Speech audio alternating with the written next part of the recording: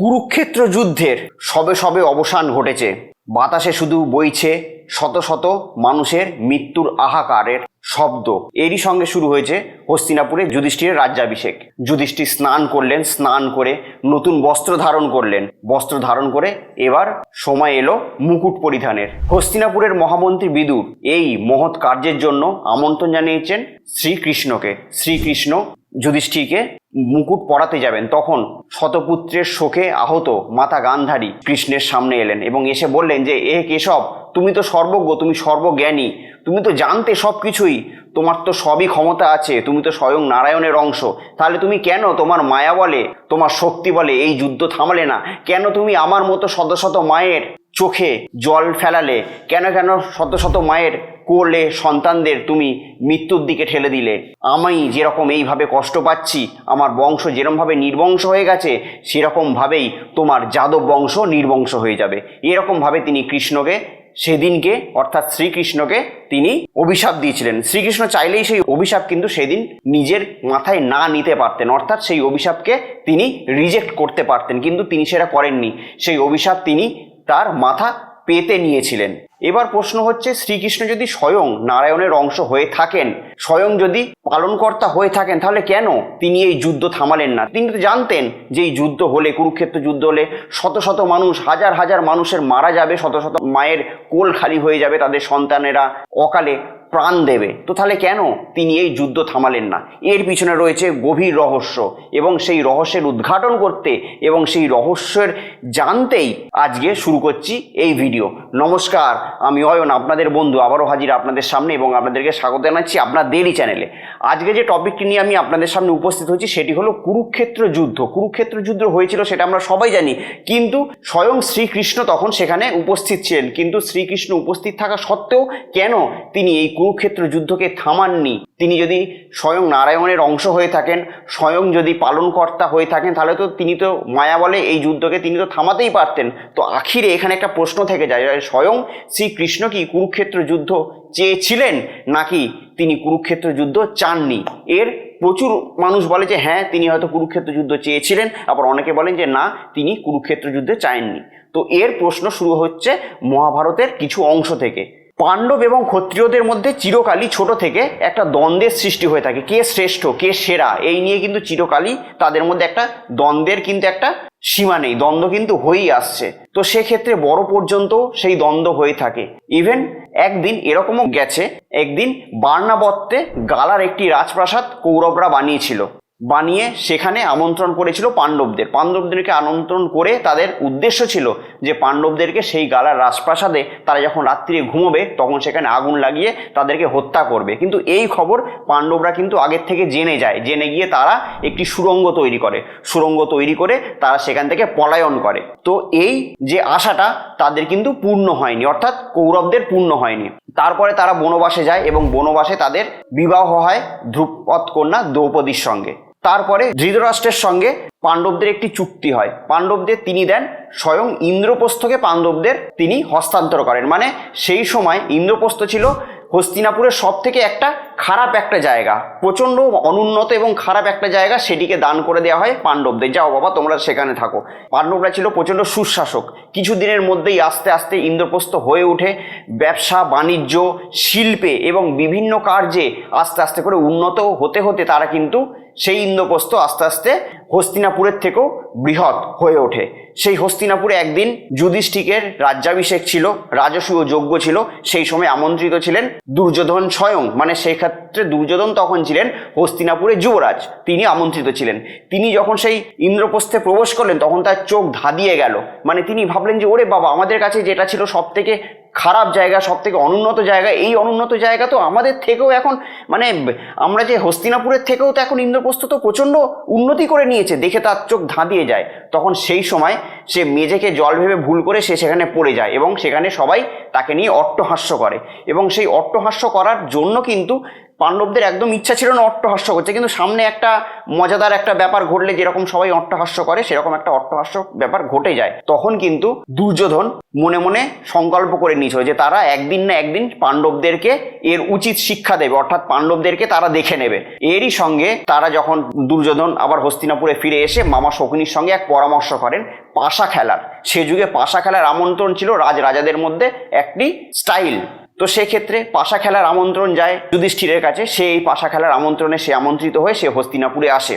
আর স্বয়ং মামা শকুনির কাছে ছিল এক দৈবিক পাশা, মানে সে যে দানটা বলতো সেই দানই পাশায় পড়তো। তো সেক্ষেত্রে আস্তে আস্তে মামা শকুনির সঙ্গে যখন যুধিষ্ঠিরের পাশা খেলা চলছে, আস্তে আস্তে যুধিষ্ঠির সব দিক থেকে হারতে থাকছে, ধন সম্পদ রাজ্য সবকিছু হারতে হারতে সবকিছু সে বাজি রাখে, নিজেদের ভাইদেরও হারিয়ে ফেলে সে বাজি রাখে। তিনি স্বয়ং তার স্ত্রীকে দ্রৌপদীকেও সে হারিয়ে ফেলার পর সেই সময় ভরা রাজসভায় কি হয় না, দুর্যোধন দ্রৌপদীর চুলির মুঠি ধরে সেখানে টেনে আনে এবং টেনে এনে সে এক ভয়ানক কাজ করা শুরু করে, যে কাজ স্বয়ং ধর্ম অধর্ম ন্যায় অন্যায়ের ঊর্ধ্বে চলে গেছিল, অর্থাৎ দ্রৌপদীর বস্ত্রহরণ সে শুরু করে। এবং এমন অবস্থায় সেই দুর্যোধন দ্রৌপদীকে নিজের উরুতে উপবেশন করার প্রস্তাবটুকুও দেন। তো সেক্ষেত্রে সেদিন কিন্তু তাদের এই উদ্দেশ্য সফল হয়নি। কেন? স্বয়ং শ্রীকৃষ্ণ মায়া বলে দ্রৌপদীর সেই বস্ত্রহরণ রক্ষা করেছিলেন।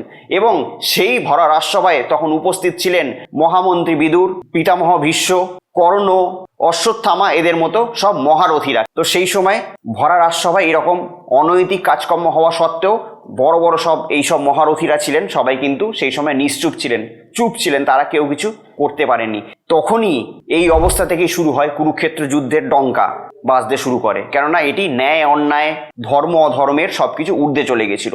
এবার প্রশ্ন হচ্ছে, স্বয়ং শ্রীকৃষ্ণ কি চেয়েছিলেন যে এই যুদ্ধ হতে? তার জন্য একটু পিছনে যাই। তখনও কুরুক্ষেত্র যুদ্ধের দামামা বাজেনি, কিংবা কুরুক্ষেত্রের আকাশে কালো মেঘ, অর্থাৎ কুরুক্ষেত্র যুদ্ধের কালো মেঘ তখনও পর্যন্ত হয়নি। শ্রীকৃষ্ণ একদিন সবকিছু ছাড়া, নিরস্ত্র সৈনিক ছাড়া গেছিলেন দুর্যোধনের কাছে, এবং দুর্যোধনের কাছে গিয়ে তিনি আবেদন করেছিলেন যে পাণ্ডবরা রাজ্য চায় না, রাজত্ব চায় না, ওরা শুধু শান্তি চায়। ওরা চায় শুধুমাত্র 5টি গ্রাম পঞ্চপাণ্ডবকে দেয়া হোক, তারা সুখে শান্তিতে তারাই সেখানেই বসবাস করবে, তাদের আর রাজত্ব চায় না।